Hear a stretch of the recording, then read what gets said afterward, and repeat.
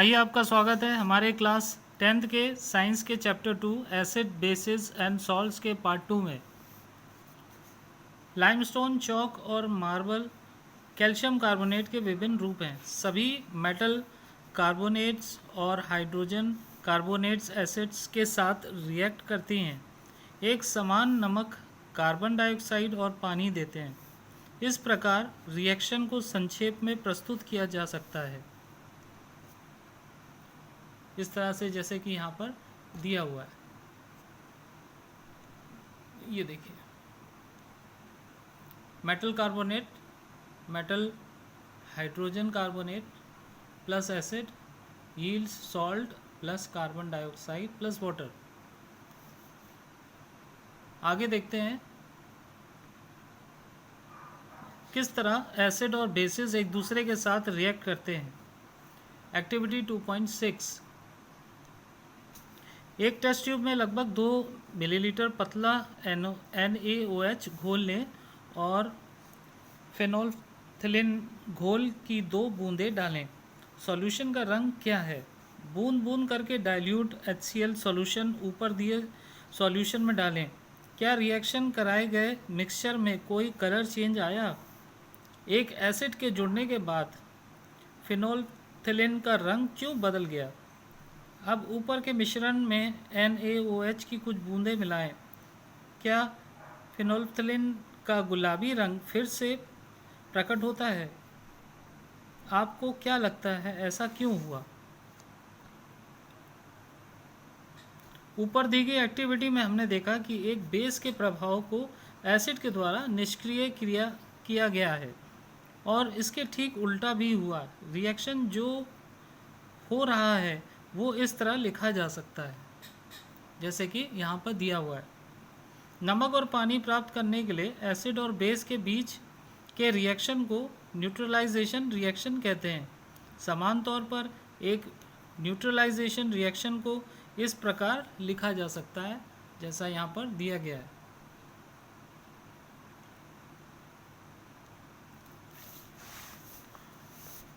Reaction of metallic oxide with acids. Activity 2.7। एक beaker में copper oxide की थोड़ी मात्रा लें और हिलाते हुए धीरे धीरे पतला हाइड्रोक्लोरिक एसिड डालें। सॉल्यूशन के रंग पर ध्यान दें। कॉपर ऑक्साइड का क्या हुआ है? आप देखेंगे कि घोल का रंग नीला हरा हो जाता है और कॉपर ऑक्साइड घुल जाता है।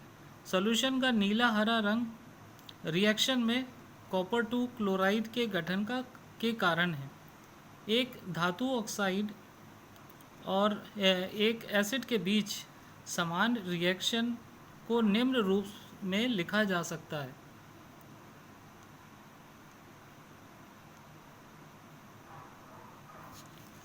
अब उपरोक्त रिएक्शन के लिए इक्वेशन लिखें और बैलेंस करें। चूँकि मेटालिक ऑक्साइड्स एसिड के साथ सॉल्ट और वाटर देने के लिए रिएक्ट करते हैं, बेस के एसिड के साथ रिएक्शन की तरह मेटालिक ऑक्साइड्स को बेसिक ऑक्साइड्स कहा जाता है।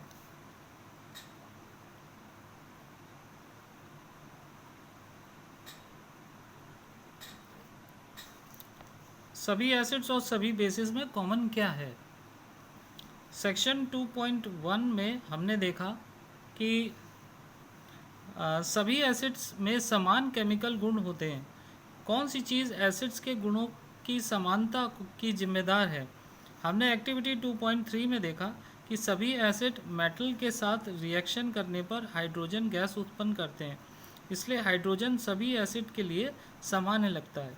आइए हम एक एक्टिविटी करें कि क्या हाइड्रोजन युक्त सभी कंपाउंड एसिडिक हैं। Activity 2.8। Glucose, alcohol, hydrochloric acid, sulphuric acid आदि का सॉल्यूशन लें। एक कॉर्क पर 2 कीलों को फिक्स करें और कॉर्क को 100 ml बीकर में रखें। एक बल्ब और एक स्विच के माध्यम से कीलों को एक वोल्ट बैटरी के 2 टर्मिनल से कनेक्ट करें, जैसा कि फिगर 2.3 में दिखाया गया। अब बीकर में कुछ पतला HCl डालें और करंट चालू करें। पतला सल्फ्यूरिक एसिड के साथ दोहराएं। आप क्या निरीक्षण करते हैं? ग्लूकोज और अल्कोहल सॉल्यूशन के साथ अलग से प्रयोग दोहराएं। अब आप क्या देखते हैं? क्या बल्ब सभी मामलों में जलता है? एसिड के मामले में बल्ब चमकना शुरू कर देगा, जैसा कि फिगर 2.3 में दिखाया गया है। लेकिन आप देखेंगे कि ग्लूकोज और अल्कोहल सॉल्यूशन बिजली का संचालन नहीं करते। बल्ब की चमक इंगित करती है कि सॉल्यूशन के माध्यम से विद्युत प्रवाह का प्रवाह है। विद्युत प्रवाह को आयंस द्वारा एसिडिक सॉल्यूशन के माध्यम से लाया जाता है। एसिड में H+ आयन होते हैं, जैसा कि कैट आयन और एन आयन।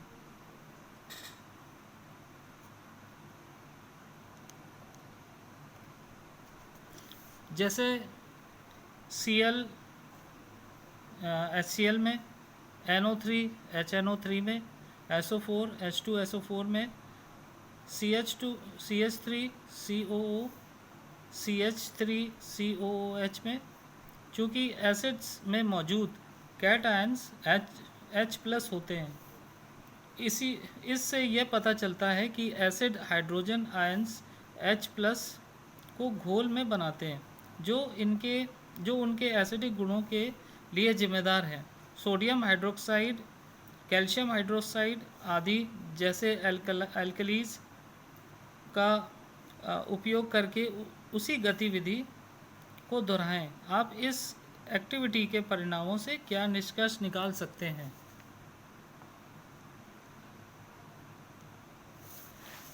पानी के सॉल्यूशन में एसिड या बेस का क्या होता है?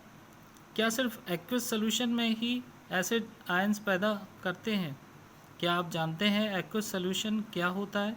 एक्वस सॉल्यूशन वो सॉल्यूशन होता है जिसमें पानी सॉल्वेंट होता है। एक्टिविटी 2.9, साफ और सूखी टेस्ट ट्यूब में 1 ग्राम सॉलिड NaCl लें और फिगर 2.4 में दिखाए गए अनुसार सेटअप करें। टेस्ट ट्यूब में कुछ कॉन्सेंट्रेटेड सल्फ्यूरिक एसिड डालें। आप क्या देखते हैं? क्या डिलीवरी ट्यूब से गैस निकल रही है? सूखे और नीले लिटमस पेपर के साथ सूखे और गीले नीले लिटमस पेपर के साथ क्रमिक रूप से विकसित गैस का परीक्षण करें। किस मामले में लिटमस पेपर रंग बदलता है? उपरोक्त एक्टिविटी के आधार पर आप नंबर 1 शुष्क HCl gas, number 2 HCl solution के एसिडिक चरित्र के बारे में क्या जानते हैं?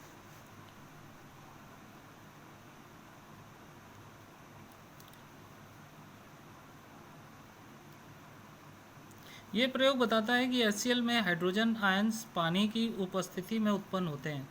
HCl मॉलिक्यूल से H+ आयन का सेपरेशन पानी के अनुपस्थिति में नहीं हो सकता है। हाइड्रोजन आयंस अकेले मौजूद नहीं हो सकते, लेकिन पानी के मॉलिक्यूल्स के साथ संयोजन के बाद मौजूद हैं। इसलिए हाइड्रोजन आयंस को हमेशा H+ एक्वस या हाइड्रोजन आयन HO+ के रूप में दिखाया जाना चाहिए। हमने देखा कि एसिड्स पानी में HO+ या H+ आयन देते हैं। आइए देखें कि जब पानी में एक बेस घुल जाता है तो क्या होता है।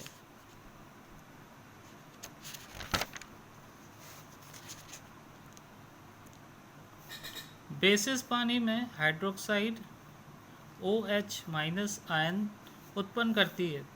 ऐसे बेसिस जो पानी में घुलनशील होते हैं एल्कलीज कहलाते हैं। पानी में एक एसिड या एक बेस के घुलने की प्रक्रिया एक अत्यधिक गर्मी छोड़ने वाली होती है। पानी के साथ नाइट्रिक एसिड या सल्फ्यूरिक एसिड को मिलाते समय ध्यान देने की आवश्यकता होती है। पानी को निरंतर हिलाते हुए एसिड को उसमें धीरे धीरे डालना चाहिए। यदि पानी को एक कॉन्सेंट्रेटेड एसिड में मिलाया जाता है तो उत्पन्न गर्मी के कारण मिश्रण उछलकर बाहर आ सकता है और किसी को जला सकता है। अत्यधिक जमा गर्मी से ग्लास कंटेनर भी टूट सकता है। कॉन्सेंट्रेटेड सल्फ्यूरिक एसिड और सोडियम हाइड्रोक्साइड छर्रों की बोतल के ऊपर चेतावनी चिन्ह को देखें जो फिगर 2.5 में दिखाया गया है। एक एसिड या बेस को पानी के साथ मिलाने पर आयनों के प्रति यूनिट वॉल्यूम के कॉन्सेंट्रेशन में कमी आती है और एसिड या बेस को डाइल्यूटेड कहा जाता है।